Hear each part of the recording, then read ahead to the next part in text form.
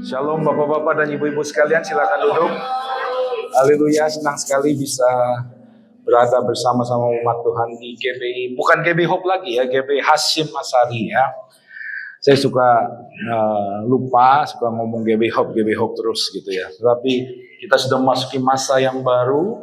Kita sekarang sudah menjadi bagian daripada BPD Banten dan gembala saudara yaitu Jimmy sudah ditahbiskan ya untuk menjadi seorang gembala, tidak di bawah Cipulir lagi, tetapi biar bagaimanapun Cipulir dan Ciledug satu saudara ya. Amin. Soalnya dua-duanya ya kan? Cipulir sama Ciledug gitu ya, cuman beda 5 huruf lah ya, kurang lebih ya. Nah, hari ini kita memperingati salah satu hari terpenting dalam sejarah gereja Tuhan. Katakan hari terpenting. Yaitu hari Pentakosta, yang lebih dikenal sebagai hari kelahiran gereja Tuhan kita Yesus Kristus. Jadi kalau saudara bertanya, gereja Tuhan tuh ulang tahunnya kapan? Hari Pentakosta. Kenapa? Karena sebelum hari Pentakosta terjadi, there's no such thing. Gak ada itu yang namanya gereja Tuhan. Ada memang pengikut-pengikut Yesus, orang-orang Kristen. Kita ini disebut orang Kristen karena kita tidak hanya pengikut, tapi kita juga adalah anak-anak Tuhan semesta alam melalui pengorbanan Tuhan dan Juru Selamat kita Yesus Kristus. Yang percaya katakan, terima kasih Tuhan. Biarpun dulu bapakku ngaco, sekarang aku punya bapak di surga. Amin. Bapak yang pemilik alam semesta ini. Bapak yang begitu kaya. Masalahnya banyak dari kita tidak menyadari akan hal itu. Kita nggak percaya bahwa kita punya Bapa yang baru. Sehingga trauma masa lalu, perlakuan bapak-bapak yang nggak benar, itu sering melukai hati umat Tuhan. Dan mereka susah sekali sembuh, susah sekali melepaskan trauma itu. Itu sebabnya kemarin kita memutuskan untuk melakukan retret pengerja dan retret pelayan Tuhan Cipulir dan Ciledug gabungan. Sayangnya beberapa orang nggak bisa ikut. Tetapi waktu kita pergi ke sana dan terjadi suatu lawatan yang luar biasa. Setiap kali kalau kita menyisihkan waktu untuk Tuhan, maka Roh Tuhan akan berbicara.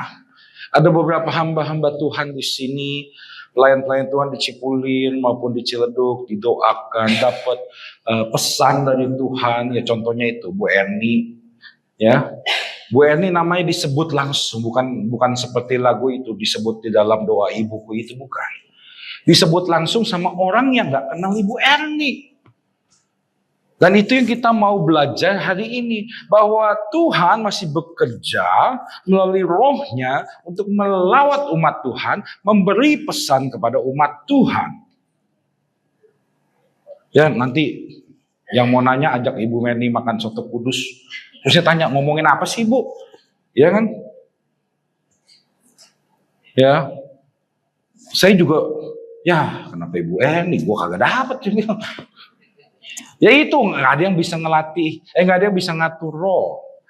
Roh Kudus bekerja sesuai dengan apa yang Ia kehendaki.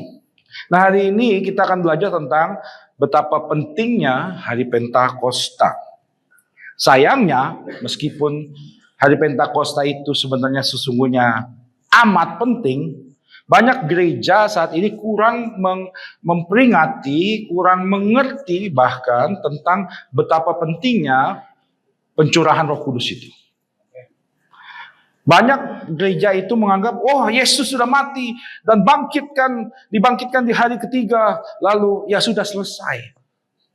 Pakai ayatnya berdasarkan kekuatan Injil, maka kita akan diubahkan, kita diselamatkan. Iya betul. Tetapi kalau baca Alkitab itu harus lengkap dari depan sampai belakang. Gak bisa terpaku pada satu ayat, melupakan ayat yang lain. Nah, hari Pentakosta sering disalah mengerti, tidak diapresiasi sama seperti hari kenaikan Tuhan Yesus Kristus. Waktu hari kenaikan Tuhan Yesus di sini yang khotbah siapa? Oh, Jimmy ya. Moga-moga saudara-saudari belajar sesuatu tentang hari kenaikan Tuhan Yesus. Karena hari kenaikan Tuhan Yesus itu dan juga hari Pentakosta kurang mendapat perhatian dan resources dari gereja-gereja. Karena banyak gereja yang penting kan Natal nih. Kalau Natal kita habisin duit sampai, bahkan ada gereja yang ngabisin duit sampai miliaran, bikin di mana, di apa itu namanya, Gelora Senayan. Waduh, ya semoga Ciledug nanti kita bikin KKR Akbar ya. Tapi bukan buat Natal, buat hari Pentakosta, ya kan? Natal biarin aja mereka yang ngabisin duit, tapi Pentakosta kenaikan Tuhan Yesus kita yang ngabisin duit. Amin. Banyak gereja Tuhan nggak mengerti bahwa kedua peristiwa ini penting. Tanpa kedua peristiwa ini gereja Tuhan nggak mungkin terbentuk seperti sekarang ini. Ada yang tahu kenapa hari kenaikan Tuhan Yesus itu penting? Bahkan sama pentingnya dengan kematiannya dan kebangkitannya.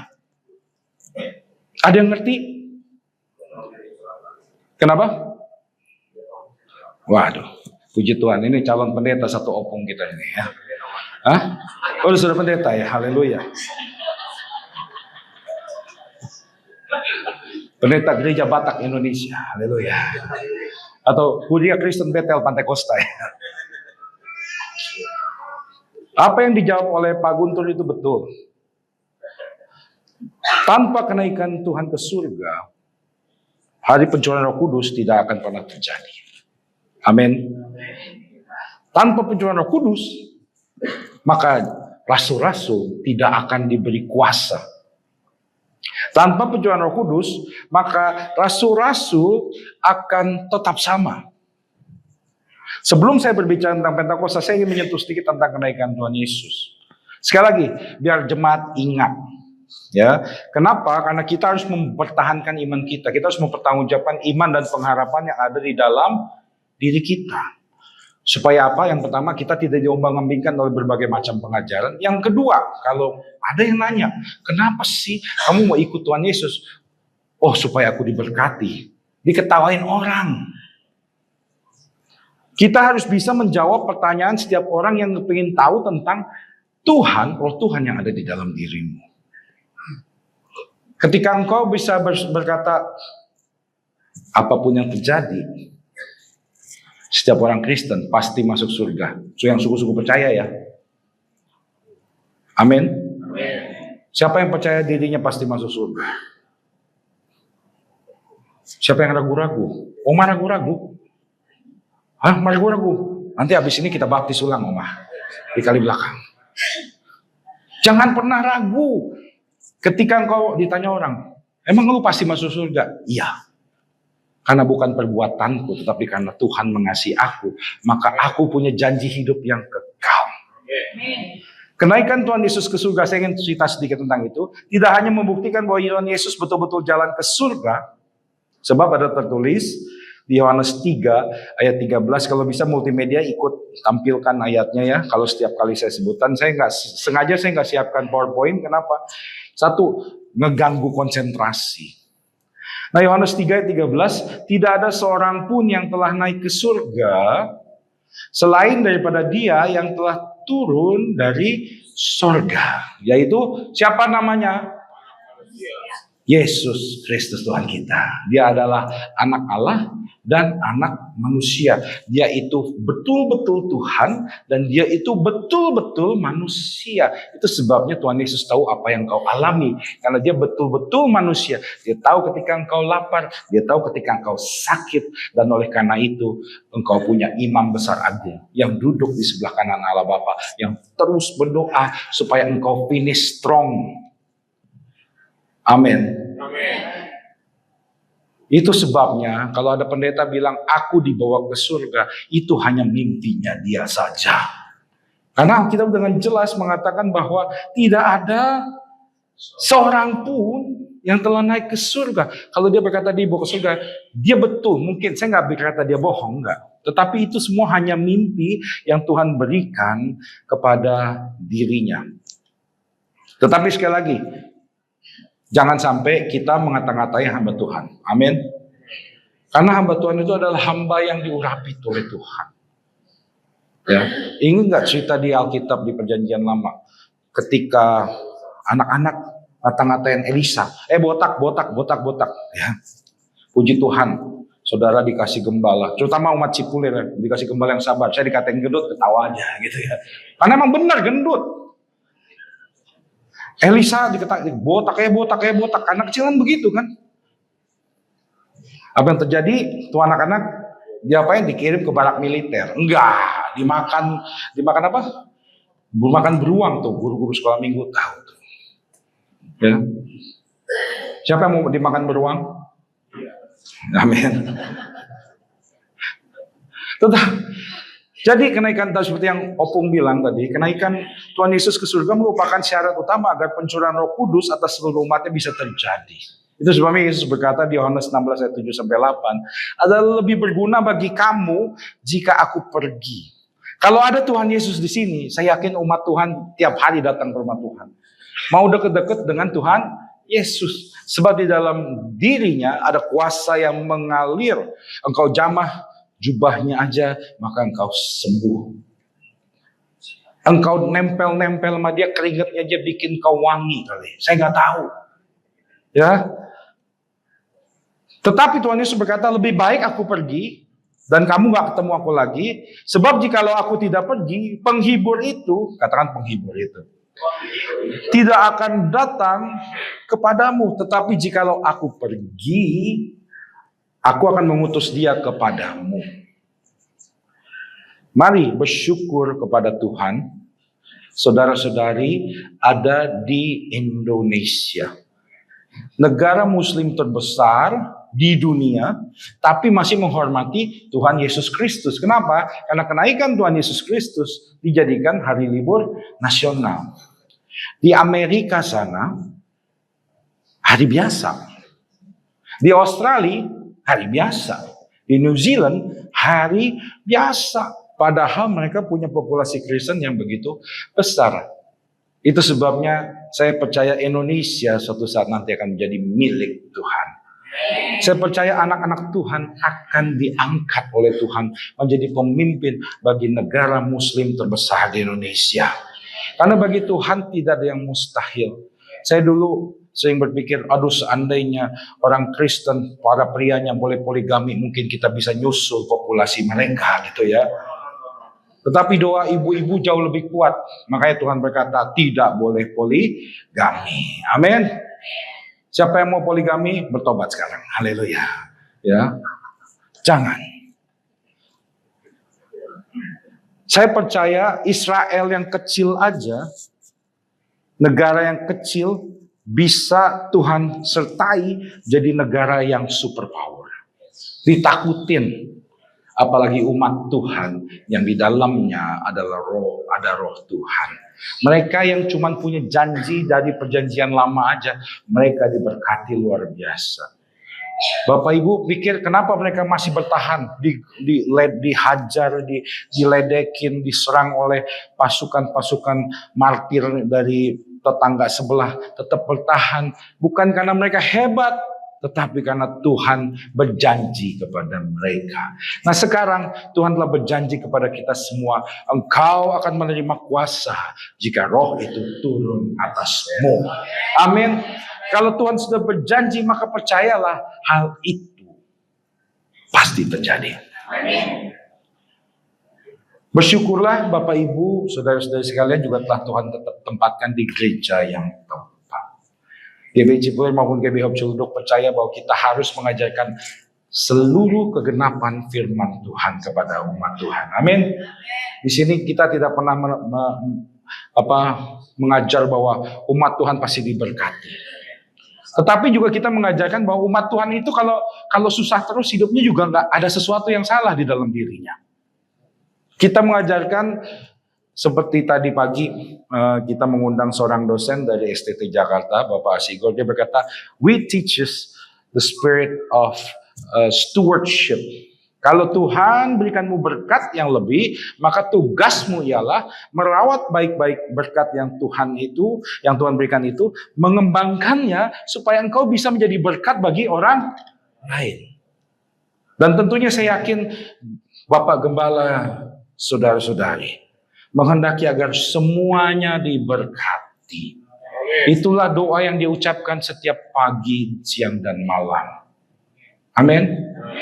Pada nggak percaya sih? Hanya Pak Gembala makanya. Ya. Bersyukurlah karena Bapak Ibu telah ditempatkan di gereja Tuhan yang mengasihi Tuhan, yang masih mengajarkan kegenapan isi Alkitab.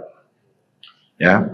Haleluya. Nah, Gereja Betel Indonesia pada umumnya mengakui bahwa hari Pentakosta, hari pencurahan Roh Kudus, sebagai suatu peristiwa yang luar biasa.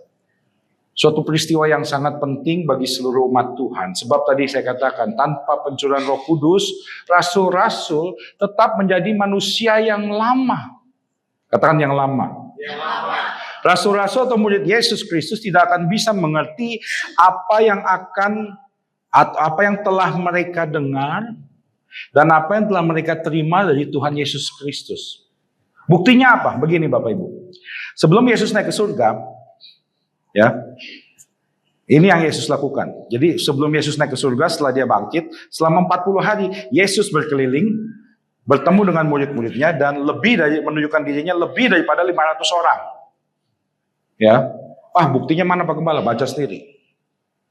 Nah, selain itu, apa yang Yesus ajarkan? Yesus mengajarkan kepada mereka tentang maksud dan tujuan dari setiap perumpamaan yang Yesus ajarkan. Dan yang kedua, Yesus mengajarkan tentang kerajaan surga. Katakan kerajaan surga.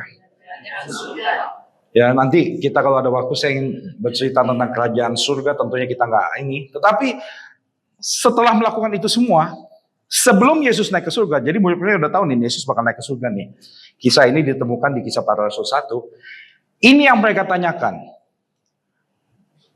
Tuhan, maukah engkau memulihkan kerajaan bagi bangsa Israel? You udah dengar tentang kerajaan surga, sesuatu yang indah, sesuatu yang luar biasa. Engkau telah menyaksikan Yesus bangkit dari kematian, tapi tetap yang mereka tanyakan ada sesuatu yang duniawi. Katakan duniawi. Kenapa begitu? Kenapa hal ini terjadi? Karena di 1 Korintus 2 ayat 14 dikatakan begini. 1 Korintus 2 ayat 14. Manusia duniawi tidak menerima atau memahami apa yang berasal dari Roh Allah. Karena hal itu baginya adalah suatu kebodohan. Sekali lagi saya katakan, bagi manusia duniawi, kita tidak bisa terima apa yang Tuhan ajarkan. Buktinya apa? Kalau engkau disakiti, doakan musuh-musuh. Betul nggak? Itu buat orang dunia tuh nggak masuk akal banget. Bahkan gereja pun sudah mulai disusupi nilai itu. Di dalam pelayanan mereka katakan begini, potong habis orang-orang yang toksik. Toksik dari dalam pelayanan gereja. Bapak Ibu, kita semua orang toksik. Tahu toksik? Beracun. Kenapa? Karena kita semua telah jatuh ke dalam dosa dan kehilangan kemuliaan Allah. Kita semua orang brengsek, katakan kanan kiri. Jangan. Katakan, gua dulunya brengsek gitu ya. Bapak Ibu, itu sebabnya di dalam gereja ada ketersinggungan. Saya sih maunya, kita sih rindunya dalam gereja ada kasih mesra. Amin. Tuhan juga maunya begitu. Tetapi yang ada di dalam gereja ada persaingan, ada ketersinggungan, ada sakit hati, ada saing-saingan. Yaitu karena manusia lama kita itu masih tersisa. Terus sebab firman Tuhan berkata, Roh memang penurut. Setiap orang anak-anak Tuhan udah dikasih firman, ketika tiba saatnya, mereka tahu apa yang harus mereka lakukan. Tuhan suka orang yang memberi dengan sukacita, betul nggak? Tapi ketika memberi Tuhan, dompet ada 100.000, ada 10.000, kasih mana ya Tuhan ya? Pakai nanya lagi kata Tuhan, udah tahu, aku suka kalau kau memberi yang terbaik, ya kan? Ini manusia duniawi. Tanpa pencurahan Roh Kudus, mereka tidak akan mengerti tentang apa yang mereka dengar. Sebab di Yohanes 14 ayat 26 dikatakan, tetapi penghibur, yaitu Roh Kudus yang akan diutus oleh Bapa dalam namaku, dialah yang akan mengajarkan segala sesuatu kepadamu, dan yang akan mengingatkan kamu akan semua yang telah kukatakan kepadamu. Bapak Ibu, sebelum saya menerima baptisan Roh Kudus, sebelum saya mengalami apa yang disebut dengan kepenuhan Roh Kudus, saya kalau diajari firman, saya nangkep. Tetapi saya lupa akan apa yang telah diajarkan. Tetapi ketika saya mulai dipenuhi oleh Roh Kudus, ketika saya mengalami sendiri apa yang namanya baptisan Roh Kudus, ketika saya mulai mendapat yang ditandai dengan berbahasa lidah, nanti kita bicara tentang hal itu, ya. Maka pemahaman akan firman Tuhan jauh lebih mudah. Saya dulu teman diskusi saya ialah Mr. William, jemaat GB Cipulir yang telah berpulang ke rahmatullah, ya. Dan beliau Tuhan kirim, bayangin ada bule bisa nyasar ke Cipulir sama ke Ciledug, bayangin aja coba. Kalau bukan tangan Tuhan siapa lagi? Karena dia tahu saya ini orangnya malas belajar. Saya kalau disuruh ke STT aja sampai sekarang saya masih tunda-tunda terus. Tetapi karena dia datang, mau gak mau saya ajak ngomong, dan baru tahu dia ternyata pintar banget isi Alkitab, dan saya belajar banyak. Ketika kita berdiskusi, saya tuh udah mulai nyambungin, oh ternyata begitu ya maksudnya ya. Itu bukan karena saya pintar, tetapi karena Roh Kudus mengajarkan dan mengingatkan kepada saya apa yang telah saya terima. Tanpa bantuan Roh, maka saudara-saudari ketika firman disampaikan akan ngomong apa sih Pak Gembala? Bukannya kalau orang Kristen pasti diberkati gitu ya. Yang diingat cuman yang dia suka. Orang-orang dunia suka kalau yang namanya diberkati, ya kan? Disembuhkan. Tetapi orang dunia juga kadang terlalu ekstrim ya. Ada yang percaya bahwa orang Kristen itu harus siap menderita. You baca Alkitab, nggak semuanya orang anak-anak Tuhan menderita. Baik bagimu kalau menderita karena pemberitaan Injil. Tetapi kalau kau menderita karena kau kurang duit, itu nggak baik Bapak Ibu. Kita harus meminta kepada Tuhan agar setiap umat Tuhan di tempat ini dan dimanapun, agar hidup kita senantiasa dicukupkan. Katakan dicukupkan. Jangan kurang. Amin. Saya nggak mau lihat jemaat hidupnya kekurangan. Itu sebabnya saya doakan. Dan tanya deh sama jemaat-jemaat di sini, di Cipulir. Setiap kali saya berdoa, biar kalau yang butuh kerjaan dapat kerjaan ya Tuhan. Ada yang dapat kerjaan nggak? Siapa yang tahun ini dapat kerjaan baru? Angkat tangan. Belum?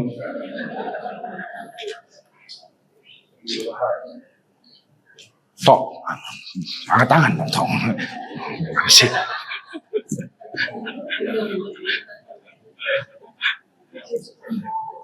Bapak Ibu, by the grace of God, Ato dapat kerja baru.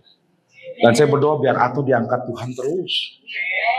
Ya, saya aja mau masuk ke tembosnya Ato kagak bisa.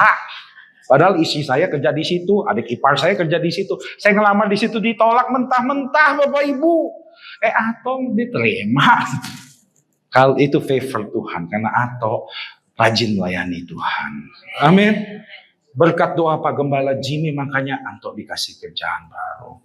Tuhan mendengar. Makanya, Pak Gembala doa terus, tapi saya hidupnya begini terus. Ya, jujur aja, saya nggak bisa ngatur Tuhan lah. Suka-suka Tuhan lah. Tapi kan saya nggak akan berhenti berdoa agar Bapak Ibu diberkati. Amin.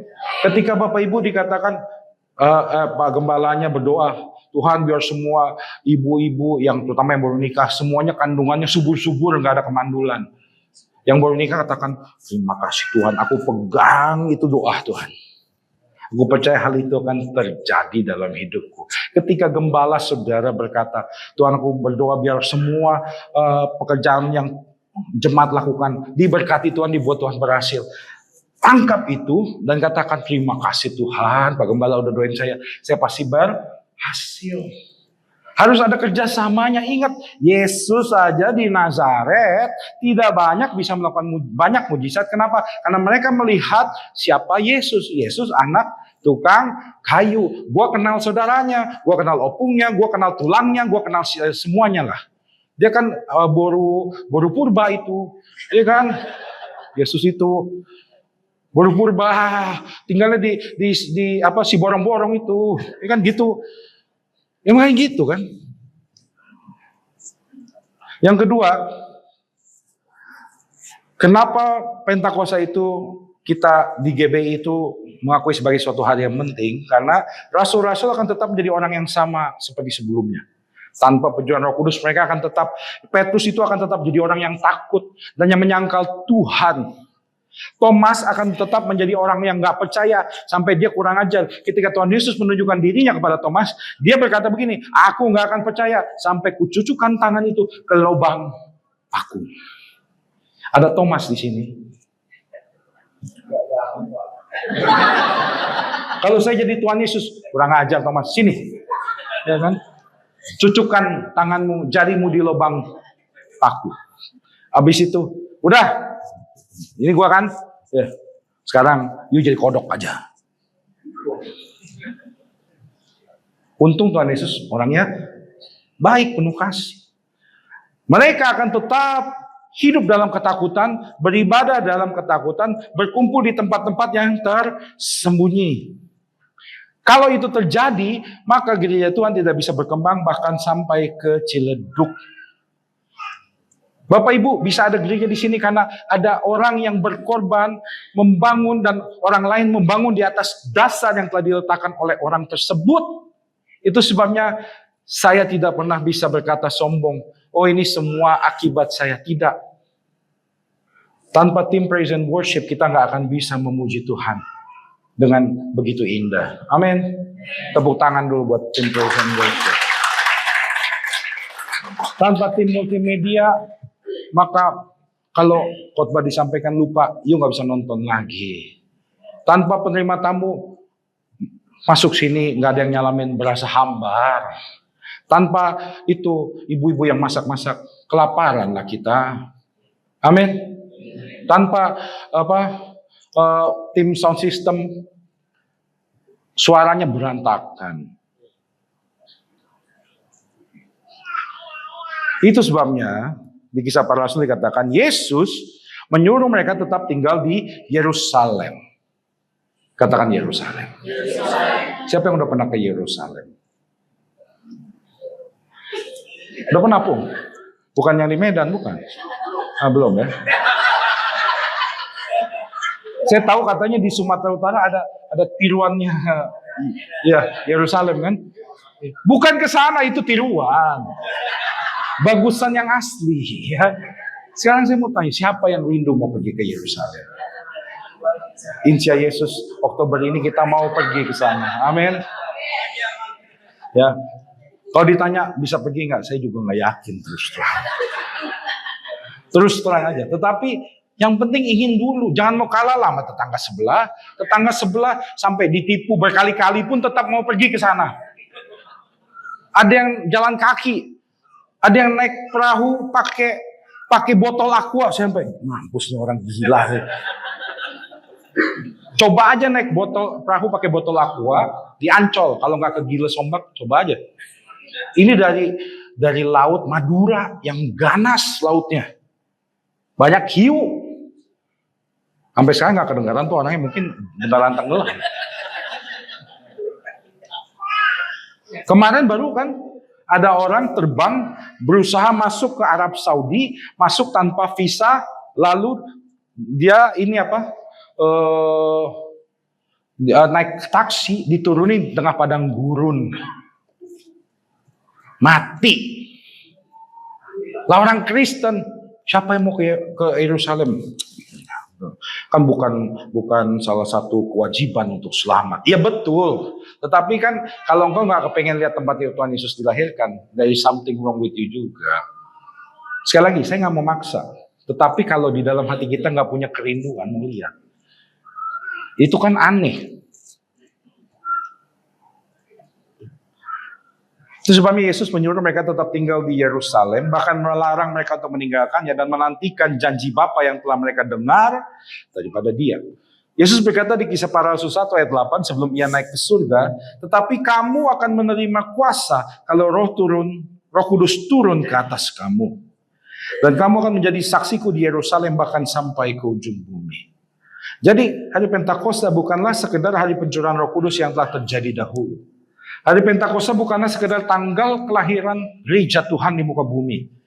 Hari Pentakosta merupakan suatu hari titik balik di mana Tuhan mencurahkan rohnya atas umat manusia sesuai dengan apa yang telah Ia nubuatkan melalui Nabi Yoel di Yoel 2 ayat 28 sampai 32.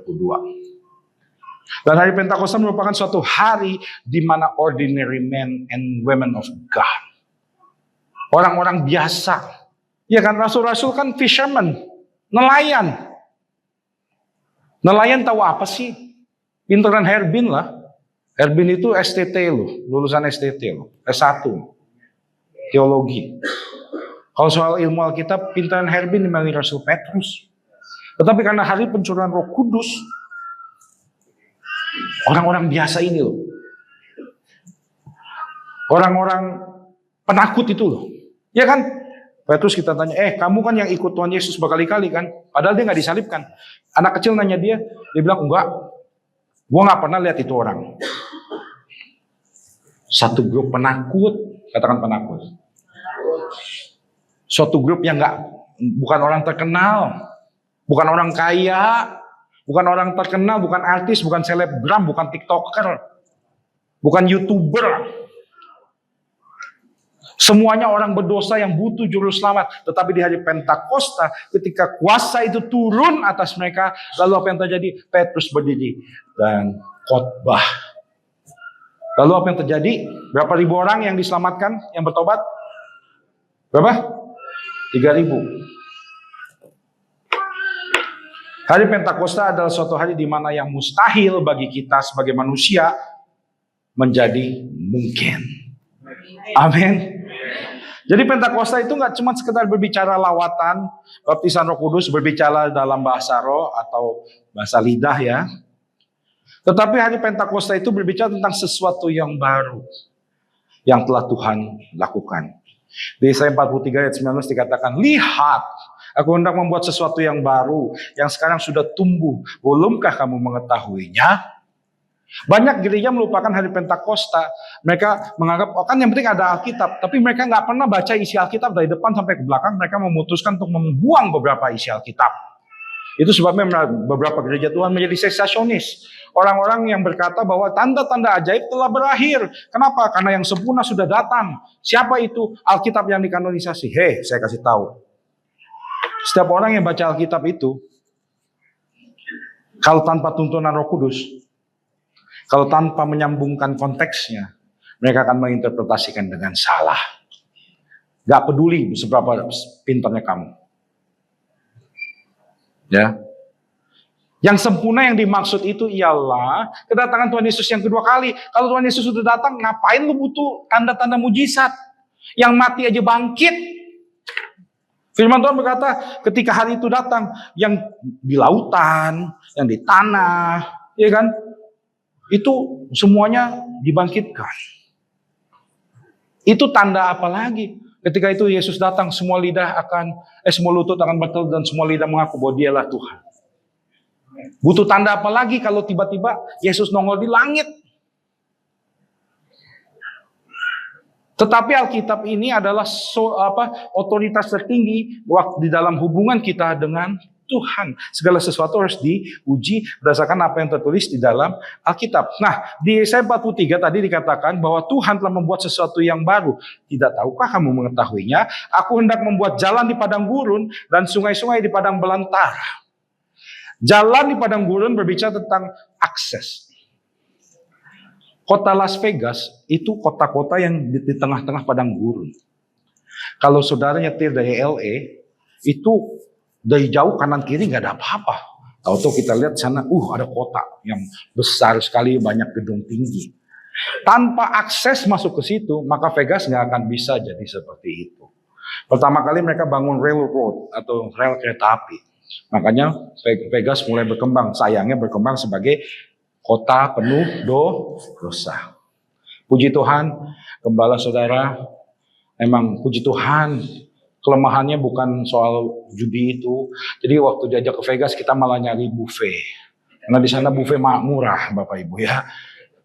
Gak kepengen nonton show-show yang ada di sana, show-show yang aneh-aneh gitu, gak kepengen. Tentunya zaman saya Vegas masih gak terlalu bagus lah. Kalau sekarang katanya lebih bagus. Ya, tetapi lebih baik kita ke Israel aja lah ya daripada ke Vegas ya. Lalu tadi dikatakan aku akan membuat sungai di padang belantara. Bapak Ibu, kalau ada sungai di padang belantara, maka daerah sekitar sungai itu akan menjadi subur. Sungai itu berbicara tentang air yang menuju kepada kesegaran yang Roh Kudus bawa di dalam hidup kita. Selain itu, sungai itu berbicara tentang kesuburan. Sungai Nil di Mesir, kanan kiri di sepanjang Sungai Nil itu tanahnya subur sekali karena setiap Sungai Nil itu sering banjir dan sedimen yang dibawa oleh aliran sungai itu membuat tanah di sekitar Sungai Nil menjadi subur. Tetapi kalau saudara pergi ke kanan ke kiri, gersang. Ya Pak Ringo, betul kan? Saya nggak bohong. Kalau Sungai Nil itu indah, semuanya, semua gedung dibikin di situ. Jadi sungai itu berbicara tentang kesegaran, kesuburan, dan pertumbuhan. Amin. Jadi inilah yang Tuhan mau lakukan melalui pencurahan Roh Kudus. Setiap manusia yang dipenuhi Roh Allah akan menjadi manusia yang berjalan dengan kuasa supranatural ilahi. Dan saya rindu melihat saudara-saudari di tempat ini berjalan dengan kuasa supranatural ilahi. Ketika ada setan yang mengganggu hidup tetangga, saudara nggak perlu telepon PDP Herbin untuk ngusir. Saudara akan berkata, mana setannya? Sini, aku usir. Setannya mungkin ketemu, lu siapa lu? Ketua kelompok sel, bukan. Iya, tapi aku datang dalam nama Tuhan Yesus Kristus. Amin. Nama di atas segala, nama di mana semua lidah akan mengaku dan semua lutut akan bertelut. Manusia yang dipenuhi Roh Allah akan menjadi manusia yang berhasil. Berhasil apa artinya? Bertumbuh dan menghasilkan buahnya pada musimnya. Amin. Tujuan khotbah saya pada hari ini ialah agar kita merindukan lawatan, merindukan kepenuhan Roh Kudus. Itu sebabnya Daud berkata kepada Tuhan setelah ditegur oleh Nathan akibat dosa-dosanya. Daud berkata gini kepada Tuhan. Dia bukan berkata, Tuhan ampunilah aku, jangan ambil istriku, jangan ambil anakku, jangan ambil duitku, jangan ambil kerajaanku. Dia berkata, Tuhan jangan ambil rohmu daripadaku. Kenapa? Karena Daud tahu tanpa roh Tuhan, he is a nobody. Bahkan bapaknya sendiri gak ingat. Dia punya anak namanya Daud. Ketika Samuel mau mengurapi siapa sih jadi bapaknya si Daud? Isai. Ketika Samuel datang, keluarin semua anak-anakmu. Tuhan mau urapi buat jadi raja. Isai keluarin semua. Ya. Samuel cuma nanya, segini doang. Oh iya lupa, ada satu tuh di ladang. Tetapi ketika Samuel mengurapi Daud, roh Tuhan turun atas dia, Daud menjadi panglima perang yang tidak terkalahkan. Bukankah ada nyanyiannya? Saul mengalahkan, lihat sih. Saul mengalahkan 1000, Daud berlaksa-laksa. Amin. With God, all things are possible. Amen. Kejadian 2 ayat 7 mengajarkan kita bahwa ketika Tuhan selesai menciptakan manusia dari debu tanah, ia mengembuskan nafas, katakan nafas. Nafas itu sama kayak kita, kata bahasa Indonesia itu nafas. Jadi Tuhan mengembus ketika dia selesai bikin Herbin dari debu tanah ya, makanya Herbin agak hitam sedikit, hitam manis gitu ya. Puji Tuhan, Tuhan kasih istri yang putih, yang cantik, sehingga anaknya menjadi kopi latte ya. Cappuccino. Bukan kopi hitam. Biarlah kopi hitam bapaknya aja yang jadi kopi hitam. Nah, Ketika Allah membentuk manusia dari debu tanah, Allah menghembuskan nafas hidupnya ke dalam manusia, sehingga manusia menjadi makhluk yang hidup. Jadi tanpa nafasnya Allah, ya, Roh Kudus itu salah satu ilmu mempelajari Roh Kudus itu pneumatologi.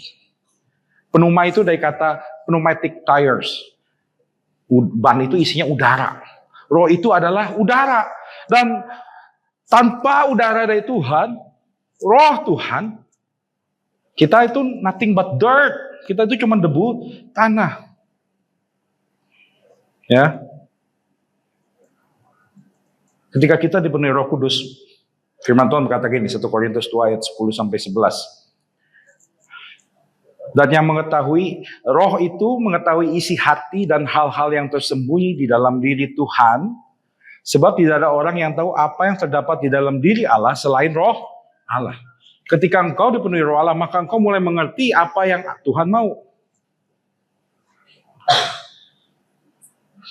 Nah, kita sudah belajar tentang hari Pentakosta itu.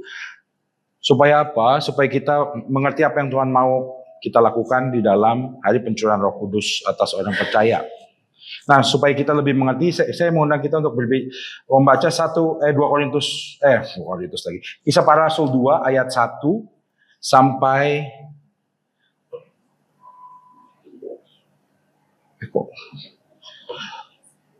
Kisah Para Rasul 1 sampai 13 ya, 13. Pentakosta. Ayat pertama. Ketika tiba hari Pentakosta, semua orang percaya berkumpul di satu tempat. Ya, nah di satu tempat ini kenapa? Saudara perlu tahu. Jadi waktu itu orang Yahudi itu merayakan hari Pentakosta. Yang merayakan hari Pentakosta nggak cuma orang Kristen, tetapi orang-orang Yahudi itu merayakan hari Pentakosta karena hari Pentakosta itu ya artinya itu the 50th day, hari ke-50. Hari Pentakosta menurut ajaran liturgi orang Yahudi, hari ke-50 sesudah Paskah. Di mana orang-orang Yahudi merayakan tuaian pertama dari hasil tanah mereka.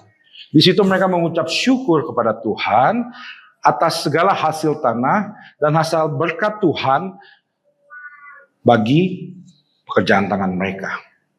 Nah, pada hari itu semua orang percaya berkumpul di satu tempat. Ya, orang percaya ini yang dimaksud ialah orang yang percaya kepada Yesus Kristus. Nah, tetapi selain itu di Yerusalem juga berkumpul orang-orang Yahudi dari berbagai macam bangsa. Nanti kita akan baca. Di ayat 2-4 dikatakan, Kisah Para Rasul 2 ayat 2-4, tiba-tiba turunlah dari langit suatu bunyi, katakan bunyi, seperti tiupan angin keras yang memenuhi seluruh rumah di mana mereka duduk. Ayat 3. Dan tampaklah kepada mereka lidah-lidah seperti nyala api yang bertebaran dan hingga pada mereka masing-masing. Ayat 4. Maka penuhlah mereka dengan Roh Kudus. Lalu mereka mulai berkata-kata dalam bahasa-bahasa lain seperti yang diberikan oleh Roh itu kepada mereka untuk mengatakannya. Itu sebabnya ketika setiap orang percaya itu berkumpul, mereka diberikan kemampuan untuk berkata-kata dalam bahasa lain sesuai dengan yang diberikan Roh itu kepada mereka. Kenapa hal itu harus terjadi? Karena jawabannya ada di ayat 5. Di ayat 5 dikatakan, waktu itu di Yerusalem diam orang-orang Yahudi yang saleh dari segala bangsa di bawah kolong langit. Ya. Maksudnya apa? Begini, jadi orang Yahudi itu waktu zaman kerajaan penjajahan Babel kalau nggak salah, Mesopotamia apa lupa saya. Nah itu mereka tersebar ke seluruh dunia. Itu sebabnya sekarang di Manado ada orang Yahudi, di India ada orang Yahudi, di Arab ada orang Yahudi, di Iran ada orang Yahudi. Jadi pada hari itu masa itu semua orang Yahudi itu tersebar ke seluruh dunia. Tetapi karena mereka masih mempertahankan budaya mereka, agama mereka, setiap hari Pentakosta mereka kembali ke Yerusalem untuk beribadah kepada Allah. Itu yang dimaksudkan pada waktu itu di ayat 5, di Yerusalem diam orang-orang Yahudi yang saleh. Orang yang saleh itu memperhatikan apa yang Tuhan ajarkan di dalam kitab mereka. Mereka kumpul di bawah Yerusalem. Yang kumpul di situ bukan orang Cina, orang-orang Yahudi yang telah tinggal di Cina. Pada waktu itu bukannya, saya yakin bukan yang dimaksud Alkitab bukanlah orang Rusia, tetapi orang-orang Yahudi yang tinggal di Rusia. Nanti kita akan belajar kenapa hal itu terjadi. Yaitu, ya, nanti berikutnya ayat 6. Ketika turun bunyi itu, berkerumunlah orang banyak. Mereka bingung karena mereka masing-masing mendengar rasul-rasul itu berkata-kata dalam bahasa mereka sendiri. Jadi setelah tiupan angin keras dan kedengaran bunyi tiupan angin itu, orang-orang Yahudi dan berbagai macam bangsa itu, mereka dengar tiupan itu langsung mereka berkumpul. Ini ada apa sih nih? Ada apa sih nih? Ya kan? Peristiwa heboh itu menarik banyak orang dan mereka jadi bingung. Kenapa? Karena mereka mulai mendengar rasul-rasul yang orang Galilea berkata-kata dalam bahasa mereka. Jadi kalau waktu itu ada orang Yahudi yang tinggal di Pulau Jawa, terusnya dia menempuh lautan yang begitu jauh, tiba di Yerusalem. Mungkin waktu itu Rasul Petrus mulai ngomong pakai bahasa Jawa.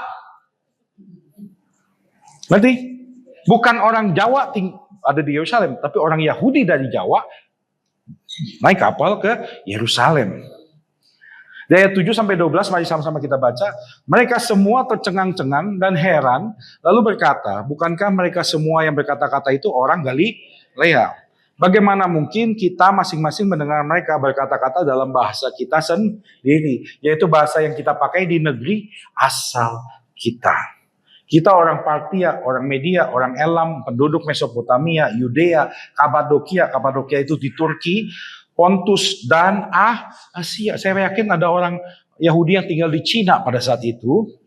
Dan mereka menulari orang Cina dengan kepelitan mereka. Dan sampai sekarang orang Cina terkenal pintar berbisnis, lihai dalam berbisnis dan agak pelit sedikit. Lalu Frigia dan Pamfilia, Mesir dan daerah-daerah Libya. Libya itu bukan di Timur Tengah tetapi di Afrika.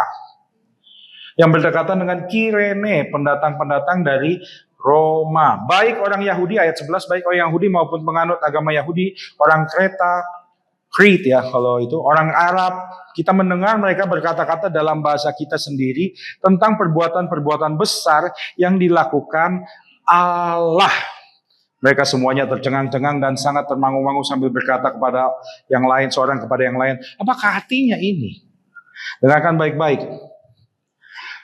Kenapa Allah membuat mereka para rasul-rasul ketika mereka dipenuhi oleh Roh Kudus, ketika lidah api itu turun atas kepala mereka, ya, saya berharap hal itu bisa terjadi gitu di tempat ini ya. Yang botak diturunin lidah api langsung rambutnya numbuh gitu ya, yang ubanan hitam lagi gitu ya. Tapi ketika lidah api itu turun, mereka mulai berbicara dalam bahasa Arab, dalam bahasa Libya, dalam bahasa Kapadokia, semuanya bahasanya lain-lain, tetapi mereka sesungguhnya sedang berbicara kepada orang Yahudi. Bukan orang-orang ini. Kenapa? Karena firman Tuhan berkata di Roma 1 ayat 16, sebab aku mempunyai keyakinan yang kokoh di dalam Injil.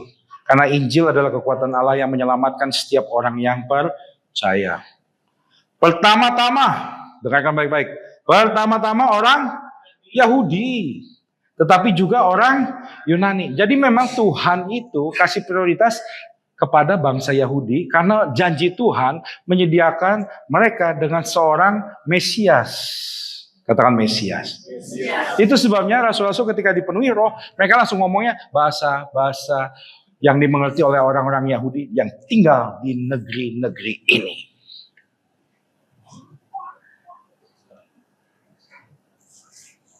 Mereka itu sedang mengajar tentang Injil di bahasa yang mereka ngerti. Sebab Tuhan bilang, aku mau orang-orang Yahudi dulu mendengarkan Injil. Sayangnya, mereka menolak Injil itu. Mungkin beberapa terima. Itu sebanyak 3.000 orang bertobat. Tetapi ada orang lain menyindir di firman Tuhan di ayat 13. Tetapi orang lain menyindir. Mereka sedang mabuk oleh anggur manis. Amin. Jadi sekarang, kalau nanti di gereja ini terjadi lawatan roh yang luar biasa, setiap orang dipenuhi oleh Roh Kudus melalui penumpangan tangan yang akan dilakukan oleh gembala saudara, lalu orang itu mulai gemeteran, ada yang mulai berbicara dalam bahasa-bahasa yang aneh. Jangan sampai saudara berkata ini orang kesetanan atau kesurupan. Atau disangka mabok, ya udah minum tuak jam segini. Gereja belum selesai. Bapak Ibu, pada waktu itu rasul-rasul dibilang mereka sedang mabuk oleh anggur manis. Sekarang ada pendeta menghina orang yang berbahasa roh. Teman saya. Wah, lu kalau ngomong bahasa roh apa ya? Raba ya. Dalam hati saya cuma ngomong gini, orang dosa menghujat Roh Kudus itu dosa yang nggak bisa diampuni. Saya begituin, diam dia langsung. Tahu dari mana dia saya berkata-kata begitu? Bukan dari Roh Kudus. Hati-hati. Ada pendeta terkenal dari gereja yang sangat menghargai isi Alkitab. Salah satu prinsipnya sola scriptura. Dia berkata, itu orang karismatik gak benar semua. Lu tahu dari mana? Saya tahu persis. Orang-orang gereja dia juga banyak yang gak beres. Ya itu ya kita emang gak beres, semua gak ada yang beres. Makanya Rasul Paulus berkata, aduh Tuhan, jangan sampai sesudah aku memberitakan Injil, aku sendiri ditolak. Rasul Paulus juga takut, karena ada sesuatu di dalam dirinya yang membuat dia susah sekali untuk ikut apa yang Tuhan katakan. Roh memang penurut, tetapi daging itu lezat. Tentunya saya tidak mengajar bahwa tanpa menerima baptisan Roh Kudus, saudara nggak bisa masuk surga. Saya nggak pernah bilang gitu. Sudah jam 6:30. Haleluya, masih ada 20 slide lagi. Haleluya. Bahkan sesungguhnya dalam diri kita semua orang percaya ada Roh Allah yang telah Tuhan taruh di dalam dirinya sebagai apa? Satu, materai bahwa kita adalah miliknya. Amin. Coba cek hati. Ada materai nggak? Hah? Ada ya? Yang benar. Kita buka di depan foto-foto. Firman Tuhan berkata bahwa setiap orang percaya di dalam dirinya ada Roh Tuhan yang merupakan materai tanda milik bahwa orang itu adalah milik Tuhan. Itu sebabnya setan seperti Ayub. Ayub mau nyentuh setan. Ayub mau nyentuh setan lagi. Setan mau nyentuh Ayub. Maaf suka kebalik-balik nih gara-gara retret kemarin ini. Setan mau nyentuh Ayub. Permisi dulu sama Tuhan. Kenapa? Ayub punya Tuhan. Bapak Ibu, kalau Bapak Ibu masuk ke kuburan, ketahuilah Bapak Ibu punya Tuhan. Bapak Ibu adalah milik Tuhan. Kuntilanak mau lewat, ketawain aja, ya. Kecuali kuntilanak yang benar-benar rambutnya panjang, wangi, gitu ya. Itu lari. Kalau ketemu sundel bolong, jangan lari. Terus ngapain lo, orang gila lu? Makanya ikut Yesus, jangan lu nggak loncat-loncat kayak begini. Tapi kalau ada kuntilanak yang itu, yang bajunya seksi gitu ya, pakai hak tinggi, rok mini, lari. Para laki-laki, mari kita lari, amin. Ya, jangan dekat-dekat, jangan tengking dalam nama Yesus, nggak mempan kalau yang begitu. Bukan apa-apa, karena daging kita itu lemah. Dan roh yang ada di dalam diri kita merupakan jaminan untuk semua yang Allah telah sediakan bagi kita. Ayatnya di mana? Catat baik-baik, ingat baik-baik. 2 Korintus 1 ayat 22. Lalu di 1 Korintus 12 ayat 3 dikatakan, tidak ada seorang pun yang dapat mengaku Yesus adalah Tuhan selain oleh Roh Kudus. Kalau kita menyanyi, Yesuslah kebenaran dan keselamatanku. Itu bukan karena pendetamu pinter banget. Tapi karena Roh Tuhan ada dalam dirimu membuat engkau mengaku bahwa Yesus Kristus adalah Tuhan. Roma 8 ayat 15-16 berkata begini, tetapi kamu telah menerima Roh yang menjadikan kamu anak Allah. Oleh Roh itu kita berseru-seru, ya Aba, ya Bapa, ya Aba, Bapa, ini aku, layakkanlah seluruh hidupku. Ya, Ini aku anakmu, pakailah sesuai dengan kehendakmu. Roh itu bersaksi bersama-sama dengan roh kita, ayat 16, bahwa kita adalah anak-anak Allah. Jadi percayalah bahwa engkau sudah anak-anak Allah. Kalau engkau sudah di sini, engkau sudah anak-anak Allah. Kalau engkau tadi tanpa WL nyuruh, engkau bisa mengangkat tangan dan kata Yesus Tuhan, mulialah namanya, itu engkau sudah anak Allah. Amin. Tapi Pak Gembala sebelum dibaptis, gak apa-apa, engkau sudah pasti masuk surga. Kalau kau mati saat itu juga. Amin. Tapi kalau masih lama umurnya, aku pengen hidup Tuhan sampai minimal sampai gendong cucu lah, ya kan gitu kan? Ya, jangan sampai gak dibaptis. Sekali lagi, ya, jangan sampai gak dibaptis. Sebab sepatutnya kita menggenapi seluruh kehendak Allah. Jadi sadarilah, kenalilah, percayalah bahwa Ia senantiasa menyertai kita. Di Yohanes 14 ayat 16 sampai 17 dikatakan, Ia menyertai kita dan Ia diam di dalam kita. Amin. Amin. Problemnya dengan ayat ini ialah ketika kita melakukan sesuatu yang gak benar, Ia ada di dalam kita, Dia nonton juga bareng kita. Ya, itu problemnya. Jadi setelah kita mengetahui itu semua, masih perlukah kita dibaptis oleh Roh Kudus? Perlukah kita berbahasa roh seperti yang diilhamkan oleh Roh Kudus? Ini adalah perdebatan panjang yang sampai Tuhan Yesus datang yang kedua kalinya gak akan pernah berakhir. Tetapi kalau kita percaya bahwa Alkitab adalah satu-satunya otoritas tertinggi dari firman Tuhan yang tertulis, maka kita akan menemukan ketika kita membacanya bahwa murid-murid Yesus atau rasul-rasul pada saat itu menerima Roh Kudus dalam dua bagian. Sekali lagi saya katakan, mereka menerima Roh Kudus dalam dua bagian. Bagian pertama, Yohanes 20 ayat 22. Sebelum Yesus naik ke surga, bahkan sebelum dia bertemu Thomas, Yesus mengembusi mereka dan berkata, terimalah Roh Kudus. Lalu mereka menerima kembali pencurahan Roh Kudus yang terjadi di hari Pentakosta. Rasul Paulus sendiri berkata di Kisah Para Rasul 19 ayat 2, dia dikatakan di situ, Kisah Para Rasul itu yang nulis bukan Paulus, tetapi Lukas. Rasul Paulus bertanya kepada murid-murid yang ada di Efesus. Perhatikan baik-baik. Kisah Para Rasul 19 ayat 2. Sudahkah kamu menerima Roh Kudus ketika kamu menjadi percaya? Firman Tuhan mengajar kita bahwa mereka yang bisa percaya itu pekerjaan roh. Semuanya karya roh, jadi gak ada yang bisa sombong.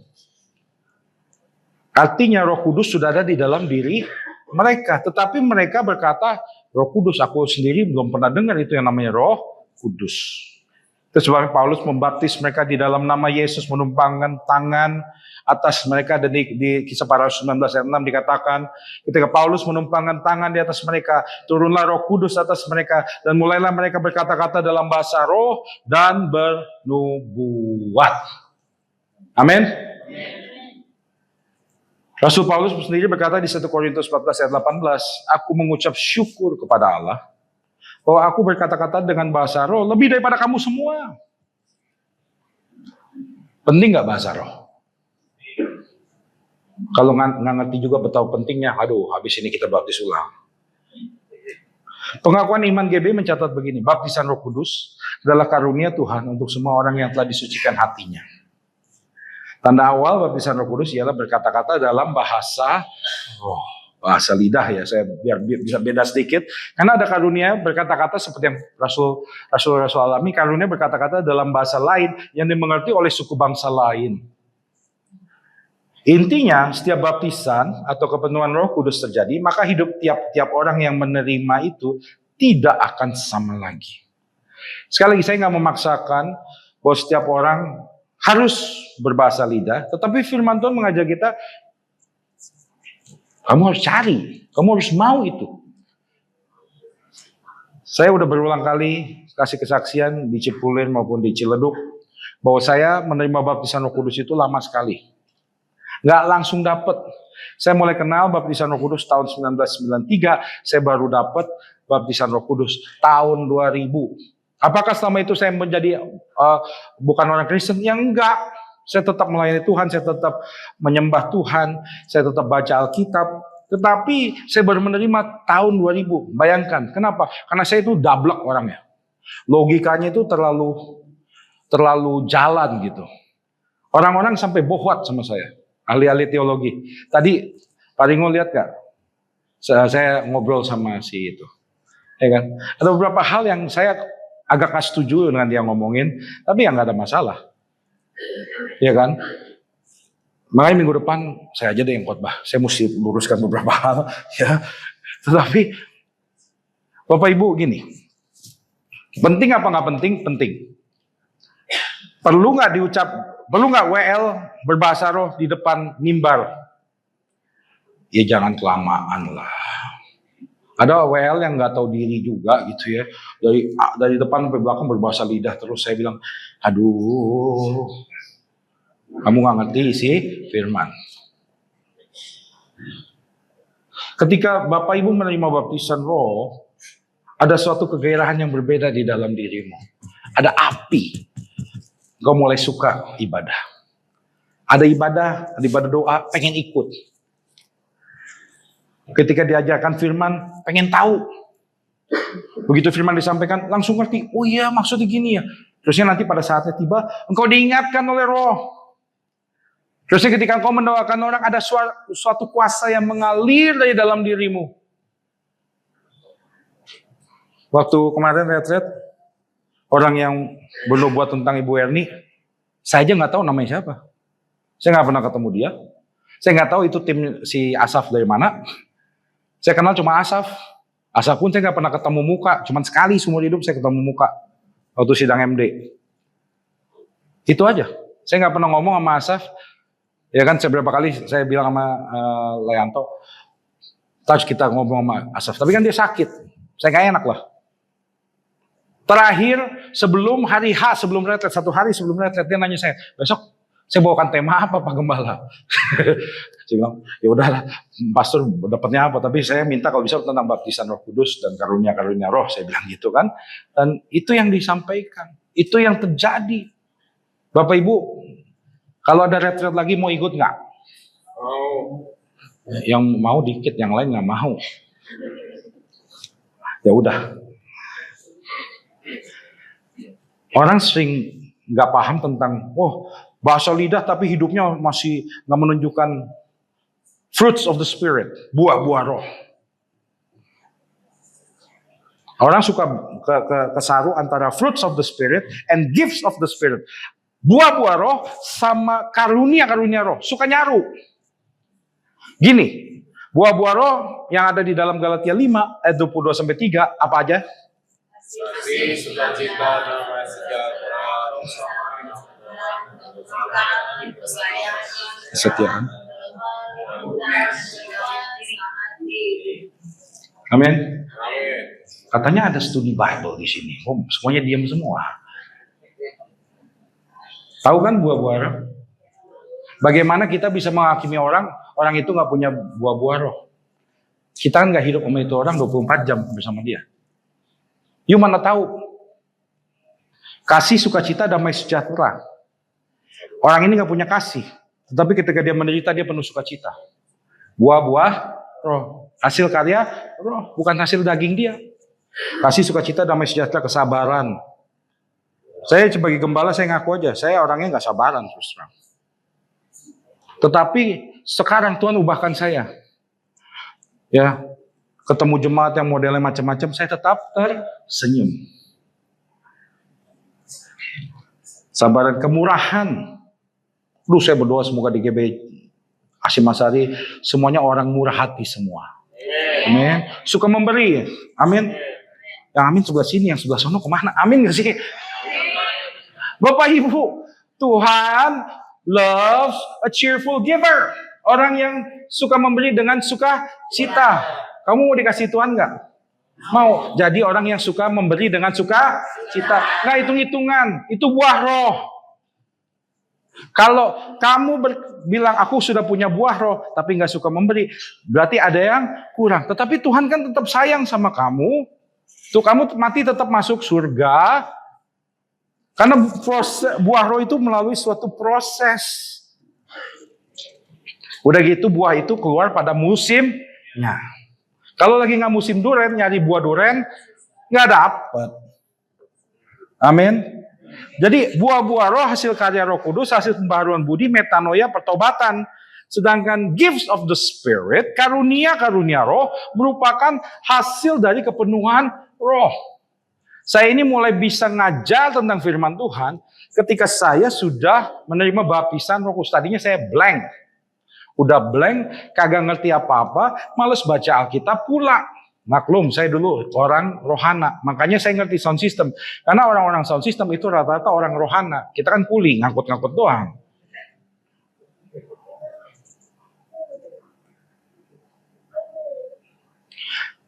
Karunia roh merupakan kelimpahan dan anugerah yang Tuhan berikan untuk memperlengkapi umat Tuhan supaya kita menjadi pelayan-pelayan Tuhan yang melayani dengan kuasa supranatural ilahi. And jemaat GBI Hasyim Asy'ari harus punya.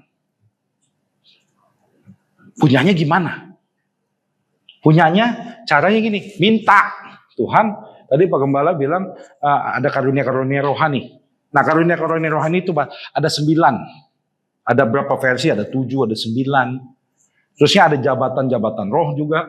Nah, nanti ada kesempatan saya mau ngajar tentang hal ini. Tetapi Bapak Ibu, satu hal yang pasti. Di tempat ini harus ada karunia kesembuhan. Amin. Supaya kita tidak lagi melihat orang sakit itu harus mati. Kalau ada orang sakit kanker datang ke sini, lalu Pak Gembala berdoa karena dia sudah diberikan karunia kesembuhan. Lalu ketika dia mendoakan orang itu tahir dari sel kankernya. Bukankah itu sesuatu yang luar biasa dan memuliakan Tuhan? Dan ketika hal itu terjadi di tengah saudara-saudari, bukankah saudara-saudari akan ngajak itu pasien-pasien kanker dari rumah sakit Bakti Asih dan Sari Asih. Semuanya dibawa, lu kemari, nanti doain sama gembala gua.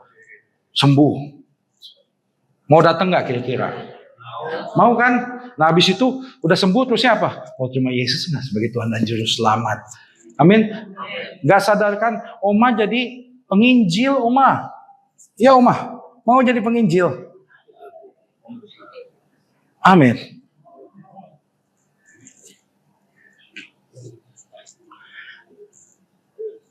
Bahasa lidah yang biasa diterima orang ketika kepenuhan roh membantu kita dalam kelemahan kita, kata firman Tuhan. Roma 8 ayat 26. Sebab kita tidak tahu sebagaimana sebenarnya harusnya berdoa. Tetapi roh mengajar kita untuk berdoa kepada Allah dengan keluhan-keluhan yang tidak terucapkan. Kadang-kadang Bapak Ibu ketika saudara lagi galau hati, dikhianati oleh suami, dikhianati oleh istri. Ketika kita menderita begitu berat, kita itu mau doa aja bingung. Cuman bisa blank. Ketika Bapak Ibu mulai berdoa dengan bahasa roh, firman Tuhan berkata bahwa roh berdoa dengan keluhan-keluhan yang tidak terucapkan kepada Allah. Itu sebabnya orang yang berbahasa roh biasanya itu lega. Ketika saya udah nggak tahu lagi mesti berdoa apa, main waktu retret ketika Ibu Pendeta Widya Ratna berdoa, saya udah bingung mau doa apa lagi. Tetapi kan saya nggak mau diam, itu sebabnya saya berdoa pakai bahasa roh. Karena saya udah nggak tahu lagi mesti doa apa. Tetapi Tuhan tahu niat dan maksud saya. Saya itu rindu banget ngelihat semua pelayan-pelayan Tuhan di GBI Cipulir maupun di GBI Hope lagi. Hasyim Asy'ari menerima jamahan Tuhan, mengerti bahwa Tuhan Yesus itu nyata, mengerti bahwa rawatan roh itu betul-betul ada. Mengerti bahwa Tuhan sanggup membebaskan mereka dari segala luka batin, kepahitan. Itu semua saya berkata, saya bilang, Tuhan tolong. Saya tuh udah gak bisa mau doa apa lagi. Apalagi Bu Widya Ratna kemarin khotbahnya sampai jam 11:30 malam. Saya juga pegel. 1 Korintus 14 ayat 4 berkata gini. Siapa yang berkata-kata dengan bahasa roh, perhatikan baik-baik. Ia membangun dirinya sendiri, tetapi siapa bernubuat, nubuat itu merupakan karunia roh, ia membangun jemaat. Itu sebenarnya firman Tuhan berkata kalau ada tiba-tiba orang yang dipenuhi oleh roh dan dia mulai berkata-kata dalam bahasa roh, mintalah agar di tempat ini ada orang-orang yang mengerti, yang bisa menafsirkan apa yang orang tersebut katakan dengan ilham Roh Kudus, supaya apa yang dikatakan bisa membangun jemaat yang ada. Amin. Tapi kalau nggak ada, ya bilangin sama itu orang, udah ada Pak, jangan ngomong terus. Nantilah kita tunggu sampai Yosua lah ya dikasih karunia untuk mengartikan bahasa roh, gitu loh. Ya, karena ibadah harus teratur.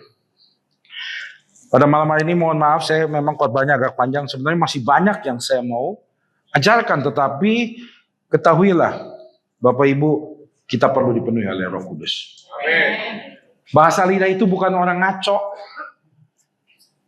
bukan sesat. Baptisan Roh Kudus itu tidak sesat. Itu merupakan kelengkapan sesuatu yang baru yang Tuhan lakukan di dalam hidup setiap orang percaya.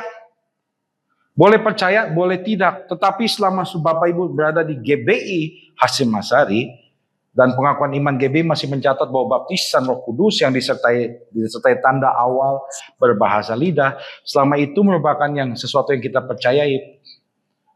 Ketahuilah gembala, saudara-saudari, termasuk saya juga, merindukan agar semua daripada kita menerima baptisan Roh Kudus itu. Karena tanpa menerima baptisan Roh Kudus, karunia roh tidak dapat saudara terima. Kalau di sini ada karunia kesembuhan, tiba-tiba Herbin diberi karunia, misalnya karunia mendoakan orang sakit kesembuhan dan karunia melakukan mujizat, ya, misalnya GB Hasyim Asyari mau bakar-bakaran di atas, bukan bakar-bakaran ruko ya, tapi bakar-bakaran daging gitu. Tiba-tiba mau turun hujan, Herbin bilang stop, jangan hujan dulu. Kasih waktu 2 jam sampai ini daging matang dulu, ya, terusnya hujan berhenti. Bukankah nama Tuhan dipermuliakan? Lalu tiba-tiba Ibu Erni dikasih karunia untuk karunia iman. Setiap kali ada orang yang butuh iman, karena kita semua ini imannya itu sering goncang, tiba-tiba Ibu Erni berkata, tenang, apa yang kamu doakan pasti terjadi. Amin. Amin.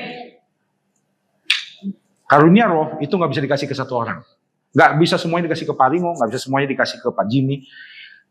Setiap daripada Bapak Ibu dikasihnya beda-beda. Ibu Yeni mungkin dikasih karena dia sering ngajar anak sekolah minggu. Dia dikasih karunia untuk berkata-kata dengan hikmat. Karena kita tahu anak-anak kita mah ampun dah. Ngajar anak sendiri susah, bagi anak orang lain. Jadi dikasih karunia berkata-kata dengan hikmat, dengan pengetahuan. Sehingga sekolah minggu GB Hasyim Asyari semakin bertambah maju. Anak-anak yang diajar di sekolah minggu GB Hasyim Asyari menjadi anak-anak yang hebat-hebat, anak-anak yang luar biasa. Amin. Mari kita tundukkan kepala, kita berdoa.